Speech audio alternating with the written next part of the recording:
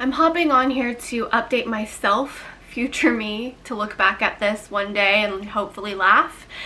And I also wanted to hop on here and share with you in case you're pregnant and going through something similar, to know that you're not alone, because that can be very hard. And also, if you're not pregnant and you want to support somebody who is, some things not to say to them. I feel like a lot of times on social media, pregnancy and postpartum is either very dramatic or very glamorized. And my friend had made that comment to me, and I agree with her. And I want to be motherhood and life unfiltered here. A lot of the times it's more for me to just gather my thoughts. And a lot of times people email me and message me and tell me their personal experiences, which just, it builds a community. And right now, in a time of COVID-19, it can feel very alone and isolating, and then on top of that, being pregnant or going through some medical issues. As far as I know, physically, baby and I are healthy, and of course we're grateful for that. And of course I'm grateful that I've made it to 30 weeks pregnancy with really no physical major issues or health issues. I've been dealing with a lot of prenatal depression. I deal with depression normally, so prenatal depression really set in towards the end of my second trimester and kind of all turned into a head. And I can't tell you that I wouldn't have been as depressed if I wasn't pregnant, or if I was. I tend to have a couple episodes every few years. The difference is I'm pregnant, and we were concerned about the baby's health during this past episode. Anyways, I was coming out of it, I was fine. The backstory is Chris and I went to my OB early 2020, before COVID-19, for my yearly annual checkup, and also to discuss possibly trying to conceive.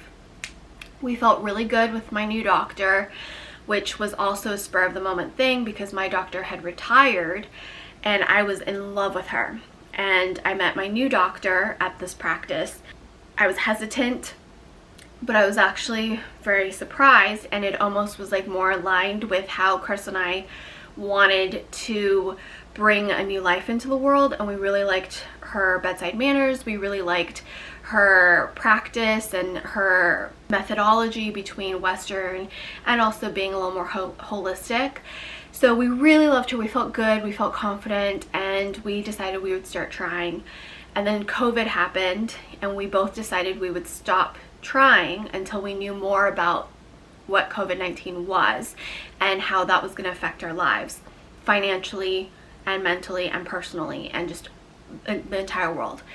Well, we didn't have to wait. I was already pregnant, and we were very, very happy and so grateful, and so just really grateful, because we know how hard it is to try to conceive, and the up and downs, the roller coasters, the emotions, the financial cost of that sometimes, the stress of that itself. So we are very, very grateful and blessed that that wasn't actually much stress, other than not probably the ideal time to be pregnant at the beginning of a pandemic. But whatever, we rolled with it. There's a couple different things that were changed, but I was assured everything was going to be okay, and that while Chris couldn't go with me into my doctor's appointments, he would be able to deliver with me. All my doctor's visits were pretty normal up until 28 weeks. And I got an email to check my messages through the medical portal, and I was told that my entire doctor's office was shutting down. The practice was closing, and that I had 2 weeks to basically ask any of my questions, and my next appointment was booked for when the office was already going to be closed and no longer seeing patients. I think I was in shock. I actually got that message at the end of my, like, the worst of my mental kind of depression breakdown week. I managed to hold it together, and I called Chris, and he immediately called my doctor. My doctor immediately assured me that everything was going to be okay and that she would call us back. So later that evening, she called us back and said that she was still going to be my doctor. She was still practicing the office that she was practicing at, and that I was going to would no longer be open. However, she was going to start her own practice, and I was going to be able to be her patient, and she wasn't going to leave me hanging. I could still deliver at the hospital I wanted to, and she would my insurance would cover her because she was accepting all PPOs. I was still hesitant because, you know, starting a new business, starting a new practice, it takes a lot of energy and logistics, and that she was kind of sprung this information as well. So everybody was kind of hustling and trying to like scatter and figure things out. So I was still hesitant, but I immediately transferred my records over to her, and I also emailed them asking for a copy of my records. I haven't yet to hear back. This was probably 3 weeks ago from time of sitting here filming. We had to push my original 29-week appointment to next week, which would be a 30-week appointment. It was just kind of a hodgepodge mess. It was like, it's not very organized right now, so that doesn't make me feel the best. I filled out all the paperwork. I gave her my credit card information. I gave them my health insurance information. I signed my waivers, my patient privacy acts, all that stuff. And then I have a new appointment now, which is supposed to be next Tuesday. It is now Thursday morning, the week before my appointment on Tuesday. I get an email letting me know that my doctor is no longer in network, and if I want to continue seeing her, she is considered out of network. And I would have to sign a waiver saying I would be willing to pay for all of the cost associated with that, as well as her price for every individual visit, delivery, everything. Waking up to that email was clearly not something to start your day on the right foot. I panicked, not handling this news as well, and then I immediately called my insurance and messaged them and tried to see what that really means in network versus out of network, and what the percentage would be out of pocket for me. Keep in mind, I'm 30 weeks today. Chris then called some of the doctors that were recommended, and they were able to get me a couple appointments, but not the #1 recommended or highly recommended doctor. Calling all the different doctors' offices to try and explain the situation and get me an appointment that's relatively soon has been a nightmare. It's literally taken up the entire day. And it's bad. It's like, it's just chaos. It's stressful. It's confusing. It's frustrating. It's infuriating. My doctor called us and let us know that there might be a loophole with my insurance because I am in my 3rd trimester, that she was originally in network, so being in my 3rd trimester, that if she signs a waiver or something, we might be able to continue to see her. But of course, it's now after 5, so it's the end of the business day for most, especially we're on the West Coast, so we're not able to really get a hold of anybody at this point. We've done what we can for the day, which is really frustrating, and I kind of have to just let it go and try and figure it out tomorrow. I shared a little bit of this on my Instagram stories, but I wanted to put it on my more Serein channel because I think when someone is going through something like this, people tend, and nobody on my Instagram, by the way, has said anything mean or offensive or triggering or rude or anything like that, because I get it. I get it that everything is going to work out in the end. This baby is coming out whether or not I'm ready, because she's gonna be ready. I understand that my OB might not be the doctor that actually even delivers my baby at the hospital. I hear that the doctor's not even really there until the last 10 minutes of your labor and delivery anyways. I understand that it might not be that big of a deal for a lot of people, but when you are pregnant with your first baby, going through isolation, going through grief, going through just all the emotions and things that happen for a first pregnancy under normal circumstances, telling someone that it'll all work out in the end is not what they want to hear. It is also sometimes not great to just try and always be positive. Obviously, we want to be positive. Obviously, we're trying to take action and fix the situation.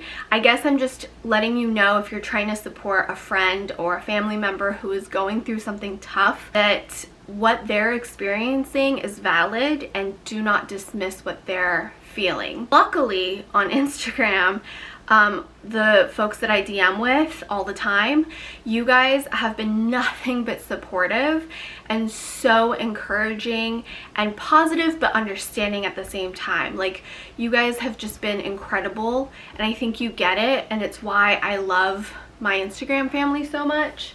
If you are watching this video and you don't know me, or you don't follow me on Instagram, and you are just watching because of the title and you want to know what happened, or you're going through something like this and you clicked on it because it sounded like it would resonate with you, just know that it's okay to be mad at people and their positive responses or their encouraging responses. That's not what you need right now, because it's not helpful. It's really not helpful. It's not helpful to say, well, at least you and the baby are healthy. No effing shit, obviously, but adding the stress, any stress and chaos and just uncertainty during pregnancy is really, really hard.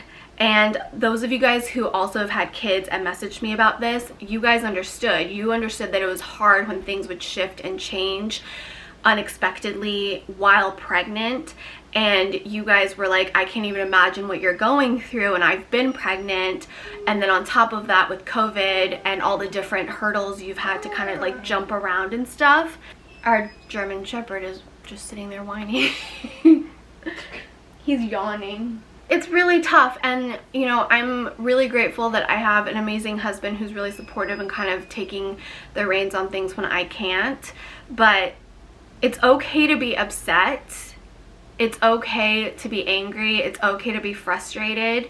And it's okay to, I just want you to know it's okay to feel all those things you're feeling. I think what really got me this morning was, I get it. Medicine's a business in this country, and you deserve to be paid for your services. Sometimes when it comes to medicine, you're like, I'm 30 weeks pregnant. Like, I'm 30 weeks pregnant. And you're just like, I think it should be illegal to switch things on people at this point. Like, you can't close your practice without telling people and acting like you're not gonna close it. And I'm sure there was like extenuating circumstances, but sometimes you just feel like you're not even a person, or you're not even being treated like a person. And I get it, medicine's still a business, but there's like, I mean, I've been treated better by other businesses that aren't even medical professionals, and that's what's so frustrating. It's like there's this human element that kind of goes missing sometimes. I wanted to make this video to kind of update you guys the logistics of what's going on without naming names and going too much into details for privacy reasons, obviously. And right now, at the time of filming this video, everything is still up in the air because we have to hold out on things, and it's really hard. I think that's even harder. Like, I don't know who my doctor's gonna be. And again, I understand that she might not even be the person that delivers my baby when everything comes down to it, but here's the deal. I'm supposed to go see a doctor I've already missed an appointment. I'm supposed to go see a doctor every 2 weeks, and then every week from now until delivery. While I'm healthy, and while everything has been healthy, and I don't have gestational diabetes, I am technically high risk because of my age, but there's not really anything beyond that has been an issue, and I've managed to stay as healthy as I can. And I do have a doula. Thank God for her. Like, thank God we found a doula who is communicative and who is just so far amazing. But I almost feel like traumatized to trust anybody at this point who is in charge of my medical care or there to support me. While I look fit and healthy, and I'm making pregnancy videos because they're fun for me to make and hopefully for you to watch, and I want to share these experiences with you, that it's also not just all rainbows and unicorns. I've had a pretty smooth pregnancy health-wise. Mental health-wise, not so much. And medically, like trying to get appointments, trying to figure all this out, not so much. I don't know. I don't know why I'm making this video, and Chance is now worried because I'm upset and he's coming over here. It's also bizarre. I feel like I'm stuck in some weird K-drama with this pregnancy. That's our shepherd. I'm just updating you guys so it's up there, so I don't have to keep explaining it over on stories. And I'm also recording this because maybe I'll laugh at it one day. That's my guess. I'm guessing once everything's said and done, in a couple of years from now, we'll look back at this and be like, especially on baby number 2, when everything just is more like familiar, I'm sure it'll be way easier to digest. If it was baby number 2, maybe I wouldn't be so freaked out, but it's baby number 1. I don't have my mom. I don't have your sister. The friends I do have that have gone through this recently are protecting their own families, so we're social distancing. I do have a doula now, but I mean, she can't deliver the baby. If you're not pregnant or haven't been pregnant or gone through this and you're trying to be there to support somebody, the best thing you can do is listen to them. Do not offer advice. Do not try to be a shining positive light in that moment. Do not make it worse in any way possible. Ask them what they need and give them space. And that's not just for pregnancy, that's for anything that you have not personally experienced exactly as that person. Once I got pregnant and further into my pregnancy, I realized how bad of a friend I was unintentionally to my pregnant friends, even though I thought I was being supportive. I was there supportive like as much as I could be because I couldn't understand. So I just think that's like something that I've really taken away from this pregnancy, is how to be a better friend, not just to people who are pregnant, but I truly try to not say anything to discredit how someone is feeling. Like, yeah, everything's gonna work out because it has to. Baby's gonna come. Doesn't change the fact that I am dealing with more stress, uncertainty, and chaos in a time when I shouldn't be. It doesn't change that fact. Hopefully I'll have a positive update after this one that works in a way that we want it to work. And the worst part is reading reviews on doctors and their offices, because of course there's always going to be negative reviews. And I take reviews with a grain of salt, but damn, some of these reviews are horrendous and you're just kind of like, why do I have to do this now? I just want some stuff to go right.